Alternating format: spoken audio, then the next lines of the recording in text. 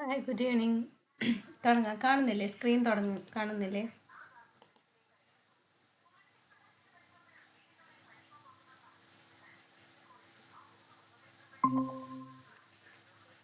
കാണുന്നില്ലേ? സ്ക്രീൻ കാണുന്നില്ലേ കാവ്യ?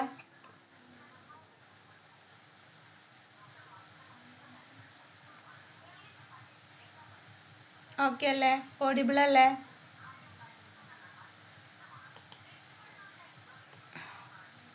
ഓക്കെ ആണോ? തുടങ്ങട്ടെ. കേൾക്കാവോ പറയുന്നത്? Hello ma'am. ഇപ്പൊ കേൾക്കാം. ആ ഓക്കെ കേട്ടാ, തുടങ്ങുകയാണ്. ആരും ജോയിൻ ചെയ്തിട്ടില്ലേ? ഇല്ല ഇല്ലടാ, നമുക്ക് ക്ലാസ് സ്റ്റാർട്ട് ചെയ്യാം എന്തായാലും. ഓക്കെ. ഇതിൽ ഹോത്തോൺ സ്റ്റഡീസ് വരെ എടുത്തിട്ടുണ്ട്.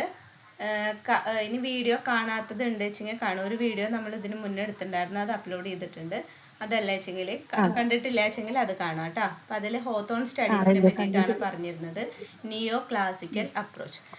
അതായത് 1924 ഹോത്തോൺ എക്സ്പെരിമെൻ്റ് നടത്തുകയാണ്. ഇലക്ട്രിക് കമ്പനി ഹോത്തോൺ പ്ലാന്റ് ചിക്കാഗോയിൽ നടത്തിയതാണ്.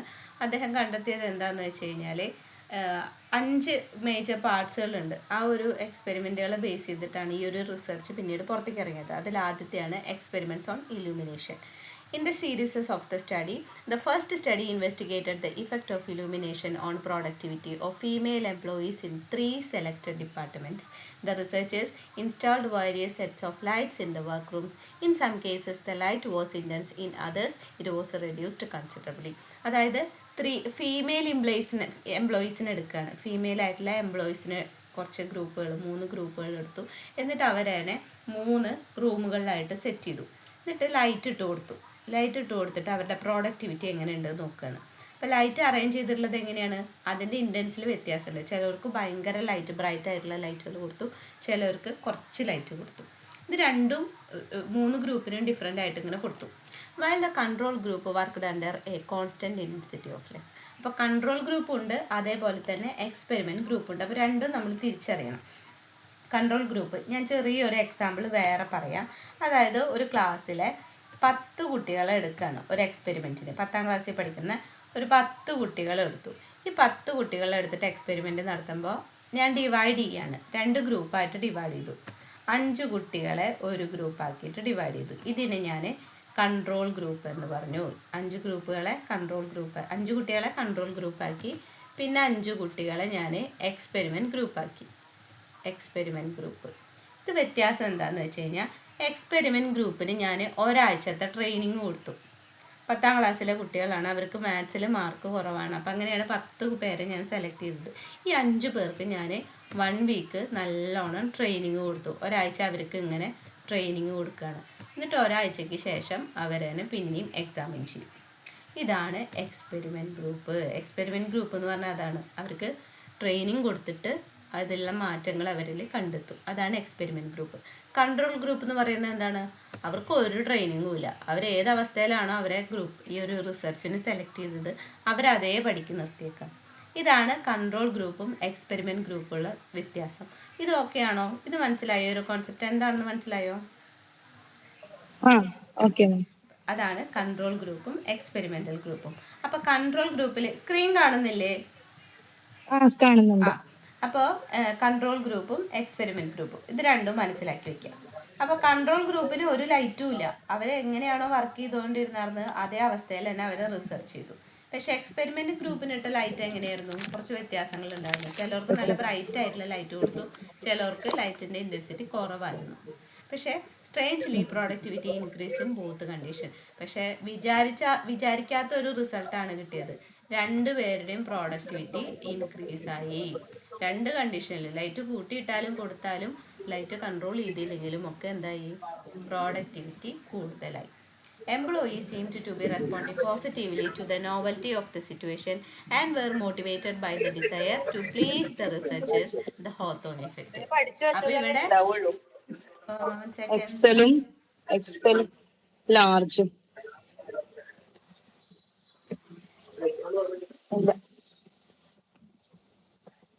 സോറി മാം, ഞാൻ മ്യൂട്ട് ആക്കാൻ മറന്നു. ഞാൻ ആക്കിയിട്ടുണ്ട്, കുഴപ്പമില്ല. ഓക്കെ, ഞാൻ പറയുമ്പോൾ ഓക്കെ ആണെങ്കിൽ പറഞ്ഞാൽ മതി കേട്ടോ, കുഴപ്പമില്ലടാ.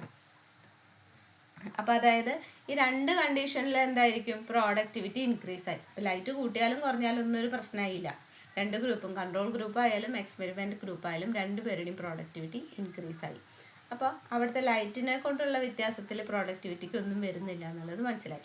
Employees seemed to be responding positively to the novelty of the situation and were motivated by the desire to please the researchers. അപ്പോൾ അവരവിടെ ചെയ്യാനിങ്ങനെ പ്രോഡക്റ്റിവിറ്റി കൂടാൻ കാരണം എന്താണ്, responding positively to the novelty of the situation. അപ്പോൾ നല്ല light കിട്ടിയവർക്ക് അവരതൊരു പുതിയ സിറ്റുവേഷനായിട്ട് accept ചെയ്തു. കാരണം ഇരുണ്ട വെളിച്ചത്തിലായിരുന്നു മുന്നേ, അപ്പോൾ അതിനേക്കാൾ നല്ല വെളിച്ചം കിട്ടി എന്നുള്ള ആശ്വാസം കിട്ടി. ഇനി കുറച്ച് ലൈറ്റ് കിട്ടിയവർക്ക് എന്താണ്, ആദ്യത്തെ ലൈറ്റ് നല്ലതായിരുന്നു പക്ഷേ ഇതും കുഴപ്പമില്ല, എന്തായാലും ഉണ്ടാക്കിയല്ലേ പറ്റും. അപ്പോൾ അവർ ആ ഒരു സാഹചര്യത്തിനോട് അഡാപ്റ്റ് ചെയ്തു. And were motivated by the desire to please the researchers നമ്മളെ സ്റ്റഡി ചെയ്തുകൊണ്ടിരിക്കുകയാണ്. അപ്പോൾ അവർക്ക് വേണ്ടിയിട്ടും അവർ പ്രോഡക്റ്റിവിറ്റി ഉണ്ടാക്കാനായിട്ട് നോക്കി. The result of the study lead to the conclusion that were some other factors that might be responsible for productivity. This led to the other 4 studies. ഇപ്പോൾ ലൈറ്റിൻ്റെ ഇൻറ്റൻസിറ്റി വെച്ചിട്ട് പ്രോഡക്റ്റിവിറ്റീനെ നോക്കാനായിട്ട് പറ്റില്ല, അതുകൊണ്ട് ബാക്കിയുള്ള സ്റ്റഡീസിലോട്ട് പോയി. അപ്പോൾ ആദ്യത്തെ ടെസ്റ്റ് ഇലൂമിനേഷൻ വെച്ചിട്ടായിരുന്നു, അതായത് ലൈറ്റിൻ്റെ ഇൻറ്റൻസിറ്റി നോക്കിയിട്ടായിരുന്നു. ഒരു കൺട്രോൾ ഗ്രൂപ്പും എക്സ്പെരിമെൻ്റൽ ഗ്രൂപ്പും ഉണ്ടായിരുന്നു. പക്ഷെ രണ്ട് പേരുടെയും പ്രോഡക്റ്റിവിറ്റി ഇൻക്രീസ് ചെയ്യപ്പെട്ടു. അതായത് അവർ ആ ഒരു പുതിയ സിറ്റുവേഷനോട് അവർ പോസിറ്റീവ്ലി അപ്രോച്ച് ചെയ്തു എംപ്ലോയീസ്. അതുമാത്രമല്ല റിസർച്ചേഴ്സിനെ സഹായിക്കാനായിട്ട് അവർ പ്രോഡക്റ്റിവിറ്റി കൂട്ടാനും ശ്രമിച്ചു. ഇത് രണ്ടും കൂടെ ആയപ്പോൾ പ്രോഡക്റ്റിവിറ്റിക്ക് ഇത് ബാധകമല്ല എന്ന് മനസ്സിലായതുകൊണ്ട് ബാക്കിയുള്ള സ്റ്റഡീസിലോട്ട് പോയി. ഇപ്പോൾ രണ്ടാമത്തെ സ്റ്റഡിയാണ് relay assembly test room. First study okay ആണോ? ഓക്കെ. ഇനി അടുത്തതാണ് relay assembly test room. Relay assembly test room. The aim of the second study was to examine the effect of certain variables like rest, pause, length of the working day, free lunch and method of payment on the level of employees' productivity. ഈ ഓരോ variables നോക്കുകയാണ്. അതായത് rest, pause, length of the working day, free lunch, method of payment. എപ്പോഴാണ് rest എടുക്കേണ്ടത്, എപ്പോഴാണ് work ചെയ്യേണ്ടത്, working ഡേയുടെ time എത്രയാണ്, ലഞ്ച് എപ്പോൾ കഴിക്കണം, സാലറി എത്ര കൊടുക്കണം, ഈ വേരിയബിൾസിൻ്റെ ഇടയിൽ ടെസ്റ്റ് ചെയ്യാനായിട്ട് നോക്കി. Greater control was exercised by placing small group of employees in separate rooms that were similar. ഒരേ പോലത്തെ എംപ്ലോയീസിനെ ഒരു സെപ്പറേറ്റ് ഒരു റൂമിലാക്കി. ഒരു 10 ആൾ എടുക്കുകയാണ്. ആ 10 പേരെ ഒരേ റൂമിലാക്കി. In terms of work layout, chairs and fixtures. അവരുടെ പാറ്റേൺ ഒരേപോലെയാണ്. അവർ വർക്ക് ചെയ്യുന്ന രീതികളും അവരുടെ സ്ഥാനങ്ങളും അവരുടെ പ്ലേസുകളും അവരുടെ ഫിക്ചേഴ്സൊക്കെ ഒരേപോലെയാണ്. അങ്ങനെ സിമിലർ ആയിട്ടുള്ള കുറച്ച് എംപ്ലോയീസിന് ഏകദേശം ഒരു എക്സാമ്പിൾ ഒരു 10 ആളെടുത്തു എന്ന് വിചാരിക്കുക. ആ 10 പേർക്കും കൂടെ ഒരു വീട് കൊടുത്തു. And were kept away from the regular working force. അവരെ വേറൊരു രീതിയിലിട്ട് അപ്പോൾ അവർ വർക്ക്. ഹലോ മാം, ഒരു മിനിറ്റ്, ഒരു കോള് വരുന്നുണ്ട്. ഓക്കെ.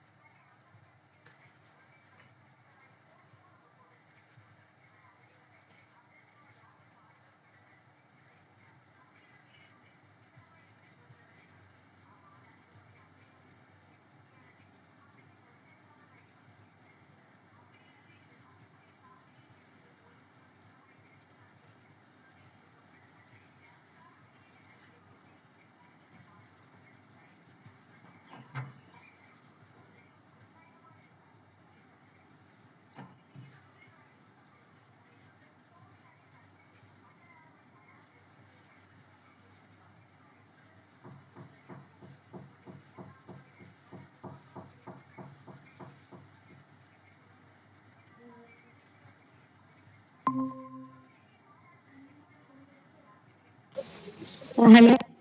ഓക്കെ, തുടങ്ങാം. അപ്പോൾ അവരെ 10 പേരെയും കൂടെ ഒരു റൂമിലാക്കി. അവർക്കൊരു ഫിക്സഡ് ആയിട്ടുള്ള ഒരു സ്ഥലം കൊടുത്തു. അവർ ഒരേ സിമിലർ പാറ്റേണിലുള്ള എംപ്ലോയീസ് ആണ്. The variation in the conditions again produced extremely puzzling result. Each test period had higher production records than the preceding one. അപ്പം അതിലെന്തായി ഒന്ന് വരും. അതിലെന്തായി അവർക്ക് റിസൾട്ടിൽ വലിയ മാറ്റമൊന്നും ഉണ്ടായില്ല, പ്രോഡക്ടിവിറ്റി കൂടി, അതിലും വലിയ വ്യത്യാസമൊന്നും ഉണ്ടായിരുന്നില്ല. The researchers found that the production increased irrespective of the rest pauses and shorter hours. അപ്പോൾ ഏത് കണ്ടീഷൻസ് മാറ്റി മാറ്റി കൊടുത്താലും അവരുടെ പ്രോഡക്ഷൻ ഇൻക്രീസ് ആവുന്നതായിട്ട് റിസർച്ചേഴ്സ് കണ്ടെത്തി. By trying to control variables they had introduced a new one by discarding the daily monotonous routine, a social situation that involved changed attitudes and interpersonal situations which inspired employees to produce more. അപ്പോൾ ഇവിടെ എംപ്ലോയീസിനെ produce ചെയ്യാനായിട്ട് കൂടുതൽ inspired ആയിട്ടുള്ളത് എന്താണ്? പുതിയൊരു atmosphere ആയിരുന്നു. കാരണം അവരെ സ്ഥിരം താമസിക്കുന്നവരിൽ നിന്ന് അവരെ മാറ്റി താമസിപ്പിച്ചു. ഇപ്പോൾ ഒരു 10 ആളെ എടുക്കുന്ന വെച്ചെങ്കിൽ ആ 10 പേർക്ക് വേറൊരു താമസിക്കാനായിട്ടുള്ള ഒരു സ്ഥലം കൊടുത്തു. അപ്പോൾ വർക്ക് ചെയ്യുന്ന സ്ഥലത്ത് നിന്ന് കുറച്ച് മാറ്റി നിർത്തി. അപ്പോൾ അവർക്കുള്ള എന്താണ്, ആ ഒരു സിറ്റുവേഷൻ അവർക്ക് മാറി, കൂടുതൽ പുതിയതായിട്ടുള്ള കാര്യങ്ങൾ അവിടെ കിട്ടി. പുതിയ സ്ഥലം, താമസിക്കാനുള്ള പുതിയ സ്ഥലം, അവിടുത്തെ അറ്റ്മോസ്ഫിയർ, ഡെയിലി വർക്കിംഗ് പ്ലേസിലോട്ട് പോകുമ്പോഴുള്ള ദൂരത്തിന് വ്യത്യാസം, അപ്പോൾ യാത്ര ചെയ്യുന്ന ടൈമിന് വ്യത്യാസം. അപ്പോൾ അതിലൊക്കെ കൂടുതൽ അവർക്ക് ഇൻസ്പയർഡായി. ആ ഒരു കാരണം കൊണ്ട് അവർ കൂടുതലായിട്ട് വർക്ക് ചെയ്തു. അപ്പോൾ അതും എന്തായി, അടുത്തൊരു സ്റ്റഡിയിലോട്ട് പോകേണ്ടി വന്നു. കാരണം ഈ കാരണങ്ങൾ വെച്ചിട്ട് പ്രോഡക്റ്റിവിറ്റീനെ ബാധിക്കുന്നില്ല, പ്രൊഡക്ഷൻ കൂടുകയാണ് ചെയ്യുന്നത്, കുറയുന്നില്ല. അപ്പോൾ ഇത് വെച്ചിട്ട് നമുക്ക് ഈ ഒരു റിസർച്ച് ചെയ്യാനായിട്ട് പറ്റില്ല. അപ്പോൾ അടുത്ത സ്റ്റഡിയിലോട്ട് പോയി. മാസ് ഇൻ്റർവ്യൂവിങ് പ്രോഗ്രാം ഓക്കെ ആണോ? രണ്ടാമത്തെ റിലേ അസംബ്ലി ടെസ്റ്റ് റൂം. ഇനി അടുത്തതാണ് mass ഇൻ്റർവ്യൂവിങ് programme. In study 3, the concern of the researchers shifted from bringing out changes in the work environment to a study of attitudes concerning human relations. Human റിലേഷൻസിനെ പറ്റിയിട്ടാണ് ഇവിടെ പഠിക്കാനായിട്ട് നോക്കിയത്. അതായത് working എൻവയറമെൻറ്റിനെ change ചെയ്യുന്നിടത്ത് ഹ്യൂമൻ റിലേഷൻസ് എങ്ങനെയാണ്, അതെങ്ങനെ അവരുടെ പ്രോഡക്ഷനെ ബാധിക്കുന്നുണ്ട്, ഇതിനെ പറ്റിയിട്ടായിരുന്നു അടുത്ത സ്റ്റഡി ഉണ്ടായിരുന്നത്. An interviewing program was launched and supervisors were chosen to conduct the interviews in order to gain information about worker attitudes toward working conditions, supervision and job. ഒരു interview നടത്തുകയാണ്, 10 ആൾക്കാരെടുത്തു ഇതേപോലെ. എന്നിട്ട് അവരിൽ നിന്ന് ഇൻഫർമേഷൻസ് ഇങ്ങനെ കളക്ട് ചെയ്യാണ്. എന്തിനെ പറ്റിയിട്ടൊക്കെ? അവരുടെ attitudes toward working condition, supervision and job. Working കണ്ടീഷനോട് അവരെങ്ങനെയാണ്, അവരുടെ പെരുമാറ്റം, അവരുടെ സൂപ്പർവിഷൻസ് എങ്ങനെയാണ്, ജോബ് എങ്ങനെയാണ്, നിങ്ങൾക്ക് നല്ല രീതിയിൽ വർക്ക് ചെയ്യാൻ പറ്റുന്നുണ്ടോ, ടൈം ഓക്കെ ആണോ, സാലറി ഓക്കെ ആണോ, റെസ്റ്റ് ടൈം ഓക്കെ ആണോ, ലഞ്ച് ടൈം ഓക്കെ ആണോ, ഇത്ര നേരം നിങ്ങൾക്ക് വർക്ക് ചെയ്യാൻ പറ്റുമോ, ഇതൊക്കെ അറിയാനായിട്ട് ഒരു ഇൻ്റർവ്യൂ വെച്ചു. അപ്പോൾ ഇൻ്റർവ്യൂ നടത്തുമ്പോൾ എന്തായി, കൂടുതൽ കാര്യങ്ങൾ മനസ്സിലാക്കാനായിട്ട് പറ്റി. It was found that the employees were psychologically benefited, felt important as a result of being interviewed. ഇത് വെച്ചിട്ട് അവർക്ക് കൂടുതൽ കാര്യങ്ങൾ മനസ്സിലാക്കാനായിട്ട് പറ്റി. അതായത് സൈക്കോളജിക്കലി ബെനിഫിറ്റഡ് ആണോ എന്നുള്ളത് മനസ്സിലാക്കാനായിട്ട് പറ്റി. However, it was also found that employees reacted differently to the same surroundings. ഇതിനെയും എംപ്ലോയീസ് എങ്ങനെ റിയാക്ട് ചെയ്തു? കുറച്ച് ഡിഫറെൻ്റ് ആയിട്ട് റിയാക്ട് ചെയ്തു. Further, they were responding as a part of the social organization of the group in which they worked and in relation to their position in this group. അപ്പോൾ അവർ വിചാരിച്ച എന്താണെന്ന് വെച്ച് കഴിഞ്ഞാൽ, എനിക്ക് ഈ ഒരു കമ്പനിയിൽ എന്തോ ഒരു സ്ഥാനമുണ്ട്, അതുകൊണ്ടല്ലേ ഇപ്പം എന്നെ ഇൻ്റർവ്യൂ ചെയ്യാൻ വിളിച്ചത്. ഞാൻ ആരും അല്ലേ വെച്ചെങ്കിൽ എന്നെ ഇൻ്റർവ്യൂ ചെയ്യാൻ വിളിക്കില്ലല്ലോ. അപ്പോൾ അത് അവർക്ക് പോസിറ്റീവ്ലി ഇൻഫ്ലുവൻസ്ഡ് ആയി. A trend of emergence of informal personal leadership was also observed in these groups, which led to the fourth study. അപ്പോൾ ഇതിൽ നിന്ന് അടുത്തൊരു സ്റ്റഡിയിലോട്ട് പോവുകയാണ്. കാരണം ഇവിടെയും പ്രോഡക്ഷൻ കൂട്ടാനായിട്ടാണ് പറ്റിയത്. അപ്പോൾ മാസമായിട്ടുള്ളൊരു ഇൻ്റർവ്യൂവും പ്രോഗ്രാം നടത്തി അതിൽ നിന്ന് അവരോട് കുറേ ഇൻഫർമേഷൻസ് ചോദിച്ച് മനസ്സിലാക്കി അവരുടെ ആറ്റിറ്റ്യൂഡ് എങ്ങനെയാണ്, ഈ ഒരു ഓർഗനൈസേഷനോടും വർക്കിംഗ് കണ്ടീഷനോടും ജോബിനോടും ഒക്കെയുള്ള ആറ്റിറ്റ്യൂഡ് എങ്ങനെയാണെന്ന് മനസ്സിലാക്കി അവർ സൈക്കോളജിക്കലി ബെനിഫിറ്റഡ് ആണോ എന്ന് കണ്ടെത്താനായിട്ട് പറ്റി. ഇത് എംപ്ലോയീസിന് ഭയങ്കര ഇൻഫ്ലുവൻസ്ഡായി. കാരണം അവരൊരു സോഷ്യൽ ഓർഗനൈസേഷൻ്റെ പാർട്ടാണ്, എനിക്ക് എന്തോ ഒരു പൊസിഷൻ ഇവിടെ ഉള്ളത് കൊണ്ടാണ് എന്നെ ഇൻ്റർവ്യൂ ചെയ്തത് എന്ന് ഒരു ചിന്ത ഉണ്ടായപ്പോൾ അത് അവരെ ഇൻഫ്ലുവൻസ് ചെയ്തു. അതും പ്രൊഡക്ഷൻ കൂട്ടി. അപ്പോൾ അത് 4ാമത്തെ സ്റ്റഡിയിലോട്ട് പോയി. Which led to the 4th study. Okay ആണോ? മാസ് ഇൻ്റർവ്യൂവിംഗ് പ്രോഗ്രാം 3ാമത്തെ സ്റ്റഡി. ഇനി അടുത്തതാണ് bank wiring observation room. The 4th study attempted to examine the existence of social groups within the company. ഇവിടെ നമ്മൾ കമ്പനീനെ പറ്റിയിട്ടാണ് ഈ ഒരു ചാപ്റ്ററിൽ പഠിക്കുന്നത്, ഈ ഒരു സബ്ജക്റ്റിൽ. അപ്പോൾ ഇവിടെ എന്താണ്, സോഷ്യൽ ഗ്രൂപ്പ്സിനെ പറ്റി പഠിക്കുകയാണ്. ഒരു കമ്പനിയിലുള്ള സോഷ്യൽ ഗ്രൂപ്പിൻ്റെ existence. The observer was asked to note the formal relationship between the supervisor and employees. സൂപ്പർവൈസറിൻ്റെയും എംപ്ലോയിയുടെയും ഇടയിലുള്ള റിലേഷൻഷിപ്പ് എങ്ങനെയാണ് ഇതിനെപ്പറ്റി ചോദിക്കുകയാണ്. And also all informal groupings of the men. ആ ഒരാൾ ഇപ്പം എന്നെയാണ് ഇൻ്റർവ്യൂ ചെയ്യുന്നത്. എൻ്റെ കമ്പനിയിൽ വന്നിട്ട് എന്നെ ഇൻ്റർവ്യൂ ചെയ്യാണ്. ഞാൻ ആ കമ്പനിയിലെ എംപ്ലോയി ആണ്. എന്നെ ഇൻ്റർവ്യൂ ചെയ്യാണ്.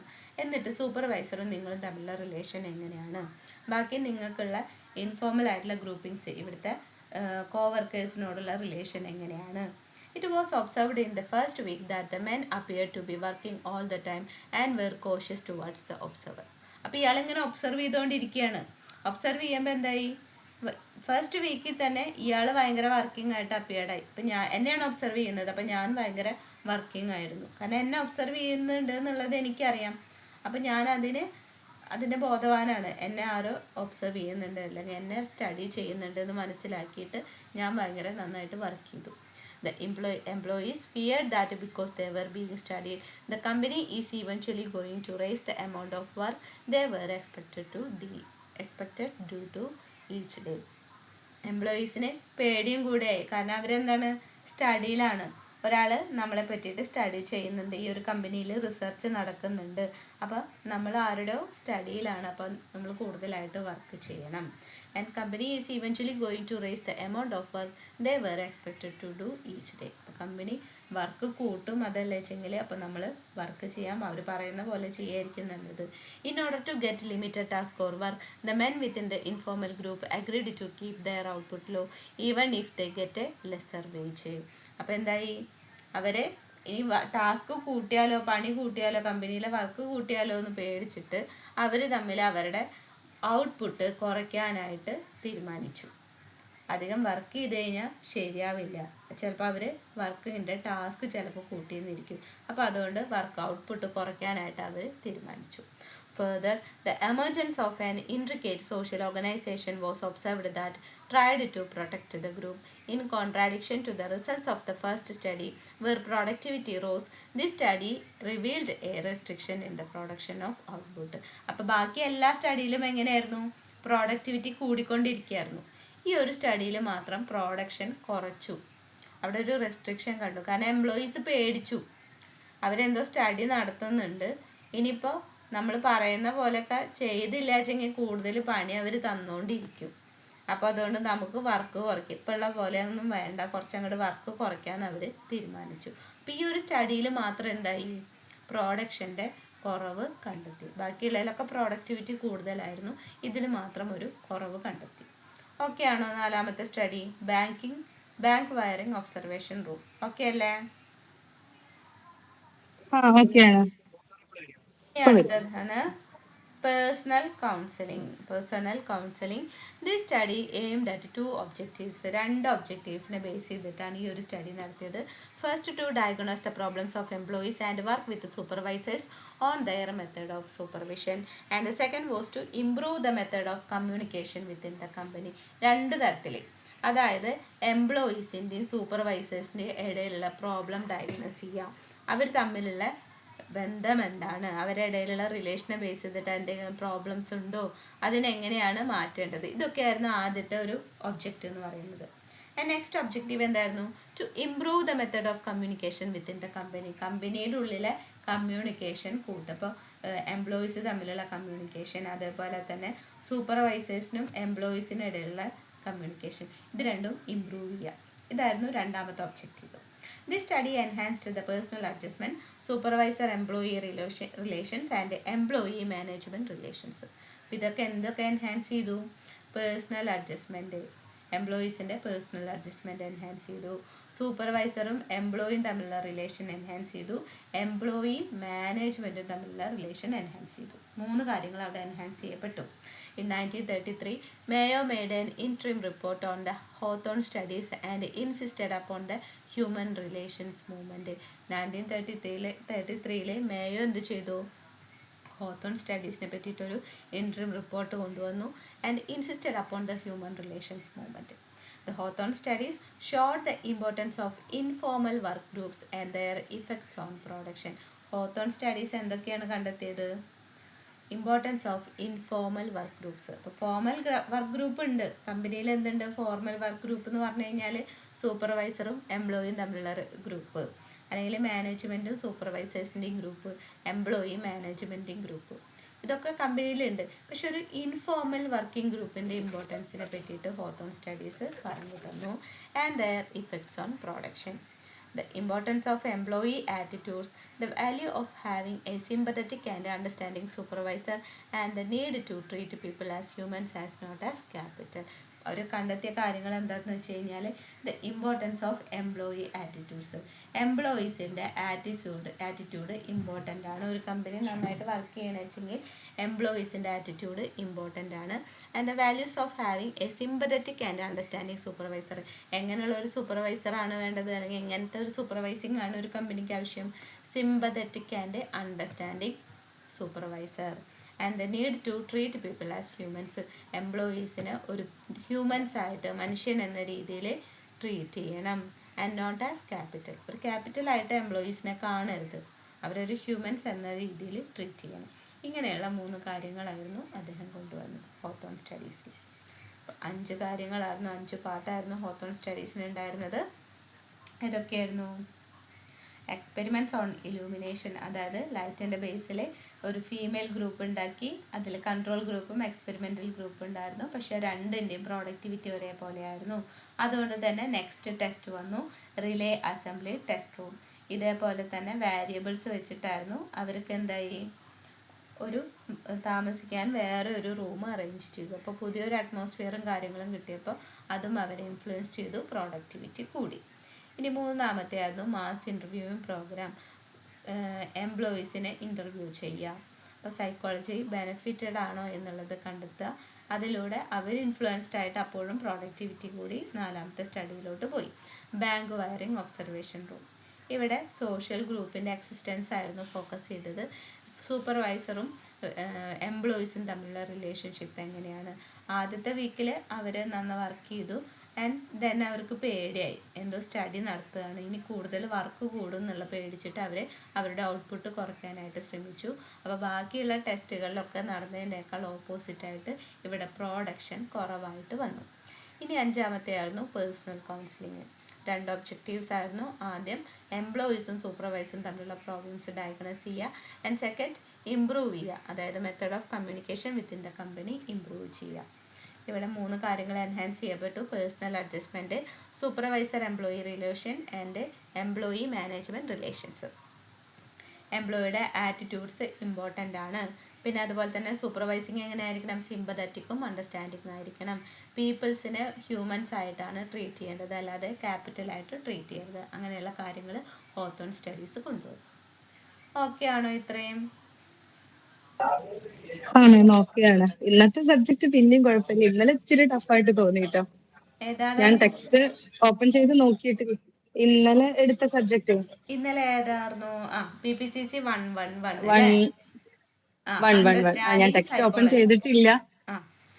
നമ്മൾ അതിത്തിരി ടെക്സ്റ്റിൽ നിന്ന്, നമുക്ക് മനസ്സിലിരിക്കുന്നില്ല. അതെ, വായിച്ചു നോക്ക് നന്നായിട്ട് കേട്ടോ. കാരണം നമ്മൾ ടെക്സ്റ്റിലേക്ക് വളരെ സിമ്പിൾ ആക്കിയിട്ടാണ് നോട്ട് പ്രിപ്പയർ ചെയ്തിട്ടുള്ളത്. ടെക്സ്റ്റിൽ ഇങ്ങനെ തോരെ എഴുതി വെച്ചിട്ടുണ്ട്, നമുക്കത് പഠിച്ചു തീർക്കാനായിട്ട് എളുപ്പമല്ല. അപ്പൊ ആവശ്യമുള്ളത് ക്ലാസ് കഴിഞ്ഞ് എന്താ മാത്രം പഠിച്ചാ മതി അല്ലേ?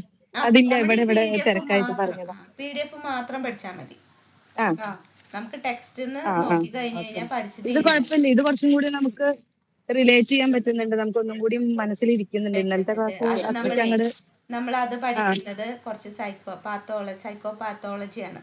മുന്നേ തൊട്ടിട്ട് ഇവിടെ വരെ ഉണ്ടായ ഡിസോർഡേഴ്സ് എങ്ങനെയാണ് വന്നിട്ടുള്ളത് എന്നുള്ളൊരു ഹിസ്റ്ററി ആണല്ലോ നമ്മൾ പഠിക്കുന്നത്. അപ്പം അതിന് കുറച്ച് ബുദ്ധിമുട്ടുണ്ട്. നന്നായിട്ട് വായിച്ചു നോക്കുക. പരമാവധി സിമ്പിൾ ആക്കിയിട്ടാണ് നമ്മൾ നോട്ടുകൾ ഇറക്കിയിട്ടുള്ളത്. അപ്പം അത് മാത്രം പഠിച്ചാൽ മതി. നിങ്ങൾ നോട്ട്സ് വേറെ കിട്ടുമ്പോ അത് വേറെ മാത്രം ടെക്സ്റ്റോ പഠിക്കാം. നോട്ടോ ഒന്നും നോക്കണ്ട, ഇത് മാത്രം പഠിച്ചാൽ മതി. നമുക്കൊരു 300 വേർഡ്സിലായിരിക്കും എക്സാമിന് എഴുതാൻ വരിക. അപ്പോൾ ഒരു ക്വസ്റ്റ്യൻ വന്നു കഴിഞ്ഞാൽ 300 വേർഡ്സ് എന്ന് പറഞ്ഞാൽ ഒരു 5 പേജ് 6 പേജ് നമ്മൾ എഴുതണം. 6 സൈഡ്. ഓക്കെ, 6 സൈഡ് നമ്മൾ എഴുതാം. അപ്പം അതെങ്ങനെ എഴുതണം എന്നുള്ളത് ഞാൻ പറഞ്ഞു തരും. അപ്പം അതിൽ എന്തൊക്കെ ഉൾക്കൊള്ളിക്കണം, അപ്പം അതിന് വേണ്ട നോട്ടാ നിങ്ങൾക്ക് വേണ്ടുള്ളൂ. നമുക്കൊരു 300 വേർഡ്സ് എഴുതിയാൽ കിട്ടിയാൽ മതി. അപ്പം അതിനുള്ളത് നമ്മൾ പഠിച്ചു പോവാം. അപ്പം അതിൽ എല്ലാതും ഉൾക്കൊള്ളിച്ചിട്ടുള്ള നോട്ടായിരിക്കും. അപ്പം നോക്കുക, വായിച്ചു നോക്കുക. എന്തെങ്കിലും ഡൗട്ട് ഉണ്ടെങ്കിൽ ചോദിച്ചോളൂ കേട്ടോ. പിന്നെ ഇപ്പം ടെക്സ്റ്റ് വായിച്ചാലും ആ നമ്മുടെ PDF വായിച്ചാലും എന്ത് ഡൗട്ട് ഉണ്ടെങ്കിലും എപ്പോഴായാലും എനി ടൈം ഞാൻ വാട്സപ്പിൽ ഉണ്ടായിരിക്കും. ഇനി അപ്പം തന്നെ റിപ്ലൈ തന്നില്ലെങ്കിൽ ഞാൻ പിന്നീട് എപ്പോഴെങ്കിലും റിപ്ലൈ തരും. അപ്പം അതിനെ കുറിച്ച് ബോധേഡ് ഓക്കെ. ആവേണ്ട. എപ്പോഴാണ് വെച്ചെങ്കിൽ എന്തെങ്കിലും മീനിങ് കിട്ടാണ്ടാണോ, അല്ലെങ്കിൽ ആ ഒരു സെൻറ്റൻസ് എന്താണ്, അല്ലെങ്കിൽ ആ ഒരു സെൻറ്റൻസിലെ കോൺസെപ്റ്റ് എന്താണ് മനസ്സിലായില്ലെങ്കിൽ ചോദിച്ചോളൂ, ധൈര്യമായിട്ട് ചോദിച്ചോളൂ, എപ്പോഴാണെങ്കിലും ചോദിക്കാം. ഞാൻ ഓൺലൈനിൽ വരുന്ന ടൈമിൽ ഓക്കെ. നിങ്ങൾക്ക് അതിൻ്റെ റിപ്ലൈ തരും. ഓക്കെ, വായിച്ചു നോക്കൂ കേട്ടോ. ഓക്കെ. എന്നിട്ട് എന്തെങ്കിലും ആ കിട്ടിയില്ലെങ്കിൽ വായിച്ചു നോക്കാം. ഓക്കെ. ഇന്ന് 7:30 അതിൻ്റെ ബാക്കി ക്ലാസ് ഉണ്ടായിരിക്കും. അപ്പം അത് മാത്രമല്ല, നൈറ്റ് 7:30 അപ്പൊ പിള്ളേർക്ക് ഒരു 27 വരെ എക്സാം ആണ്. എക്സാം ഇപ്പൊ ആണ് അല്ലേ? നൈറ്റ് നമുക്ക് ക്ലാസ് വേണമെങ്കിലേ ടൈം മാറ്റാം അപ്പോൾ കേട്ടോ, മോർണിംഗിലേക്ക് ഒന്ന് ആക്കാം. ഉച്ച നേരമൊക്കെ ആകുമ്പോ മോർണിംഗോ അല്ലെങ്കിൽ ഒരു ആഫ്റ്റർനൂൺ ആയാലും കുഴപ്പമില്ല. അപ്പം നമുക്ക് ഒരു രാവിലേക്ക് 5 ആക്കാം. മണിക്ക് ശേഷം മക്കള് വരുമ്പോ ഇത്തിരി റഷ് ആണ്, പിന്നെ അവരെ പഠിപ്പിക്കലും എല്ലാം കൂടി ആവുമ്പോഴേ. നമുക്ക് ടൈം മാറ്റാടാ, നമുക്ക് രാവിലേക്ക് ആക്കാം ആ കേട്ടോ. ആ അപ്പൊ ആ ഇന്നത്തെ ഓക്കെ. ഒന്ന് 7:30 ഒന്ന് കയറിയാൽ മതി. അപ്പൊ എന്താന്ന് വെച്ച് കഴിഞ്ഞാല് മുന്നത്തെ വീഡിയോസ് ഒന്ന് കാണാം. അപ്പൊ അതിൽ ആ വിശദമായിട്ട് എന്താണ് സൈക്കോപാത്തോളജി, എന്താണ് ആ ഒരു ഡിസോർഡേഴ്സ് വന്ന വഴികൾ നമുക്ക് മനസ്സിലാവും. അപ്പൊ എന്നാലാണ് നമ്മൾ ഈ ഒരു പാഠത്തിലേക്ക് എത്തുള്ളൂ. ഇപ്പൊ എവിടുന്നാണ് തുടങ്ങിയെന്നുള്ളത് അറിയണ്ടേ. അപ്പൊ ഇത് ഇടയിൽ കേൾക്കുമ്പോഴാണ് നമുക്കിത് കുറച്ച് ബുദ്ധിമുട്ടായിട്ട് തോന്നുക. അപ്പൊ ആദ്യം തൊട്ട് ഒന്ന് അതെ. കേട്ട് നോക്കുക. അപ്പൊ നമുക്ക് മനസ്സിലാവും. പഠിച്ചില്ലെങ്കിലും ജസ്റ്റ് വീഡിയോസിൽ എന്താണ് പറയുന്നത് എന്നൊന്ന് കേട്ട് നോക്കുക. അപ്പൊ ഇവിടെ വരെ എങ്ങനെയാണ് എത്തിയെന്നുള്ളത് മനസ്സിലാവും കേട്ടോ. അത് ഇതേപോലെ തന്നെ ഓർഗനൈസേഷണൽ ബിഹേവിയറും അതേപോലെ തന്നെ ആദ്യത്തെ ഒരു വീഡിയോ കണ്ടു നോക്കുക. ഓക്കെ, അപ്പൊ നമുക്ക് ഇന്ന് ഈ ഓക്കെ മാം. ക്ലാസ് ഇത്രയും മതി. അപ്പൊ ഇതിന് മുന്നത്തെ ക്ലാസ് ഫ്രീ കിട്ടുമ്പോൾ ഒന്ന് നോക്കുക. ആൻഡ് ദെൻ വേറെ ആരെങ്കിലും ഉണ്ട് വെച്ചെങ്കിൽ ഷെയർ ചെയ്തോളൂ കേട്ടോ. ഇതൊക്കെ നമ്മുടെ ഫ്രീ ക്ലാസ് ആണ്, നിങ്ങൾക്ക് ഷെയർ ചെയ്യാൻ പറ്റും. ആൻഡ് ഞാൻ പറഞ്ഞല്ലോ, ആരെങ്കിലും നിങ്ങളുടെ ഇതിൽ നമ്മുടെ കോഴ്സിന് കയറുകയാണെങ്കിൽ നിങ്ങൾക്ക് നെക്സ്റ്റ് പേയ്മെന്റിൽ 30% ഡിസ്കൗണ്ട് ഉണ്ടായിരിക്കും. അപ്പോൾ ആരെങ്കിലും ഉണ്ട് വെച്ചെങ്കിൽ ഷെയർ ചെയ്യുക. കോഴ്സ് ചേരാൻ ഞാൻ അല്ലെങ്കിൽ കൂടി അവർക്ക് ഹെൽപ്ഫുൾ ആവും. അപ്പോൾ അത് ഷെയർ ചെയ്യുക. ഓക്കെ മാം, ഞാൻ പറഞ്ഞിട്ടുണ്ട് 2-3 പേരോട്. ആരെങ്കിലും ഉണ്ട് വെച്ചെങ്കിൽ എല്ലാരും വിളിച്ചോളൂ കേട്ടോ. എല്ലാരും സെക്കൻഡ് ഇയറിന്റെ തിരക്കിലാണ്, കഴിഞ്ഞിട്ടില്ലല്ലോ, അപ്പൊ അതിന്റെ ഒരു പ്രിപ്പറേഷനിലാണ്. അപ്പൊ സെക്കൻഡ് ഇയർ നമ്മൾ ക്ലാസ് നടക്കുന്നുണ്ടോ? സെക്കൻഡ് ഇയറിന് നടക്കുന്നുണ്ട് പോട്ടാ. ഇപ്പൊ ഞാൻ പറയാം. തുടങ്ങിയിട്ടുള്ളൂ. അപ്പൊ ഏതായാലും ഫസ്റ്റ് ഇയർ ആയാലും സെക്കൻഡ് ഇയർ ആയാലും തേർഡ് ഇയർ ആയാലും കാവ്യയുടെ റെക്കമെൻഡേഷനിൽ ആരെങ്കിലും കയറുന്നുണ്ട് വെച്ചെങ്കിൽ നമുക്കത് കൺസിഡർ ചെയ്യാം. അപ്പൊ എൻ്റെ അടുത്ത് പറഞ്ഞാൽ മതി, ഇന്ന ആളാണ് ചേരുന്നത് എൻ്റെ അടുത്ത് പറഞ്ഞാൽ മതി. അപ്പൊ നമുക്ക് നെക്സ്റ്റ് ഓക്കെ പേയ്മെന്റിലായിട്ട് മാം, ഡിസ്കൗണ്ട് ഉണ്ടായിരിക്കും. ആയിക്കോട്ടെ. ഇപ്പൊ ഓക്കെ, വർക്കിലാണ്, തിരക്കിലാണ്, അതാണ് പെട്ടെന്ന് ആയിക്കോട്ടെ. വെക്കുന്നത്. ഓക്കെ, താങ്ക് യു കേട്ടോ. നെക്സ്റ്റ് ഓക്കെ ക്ലാസ് ഞാൻ പറയാം. Okay, thank you. Okay, thank you so much ma'am.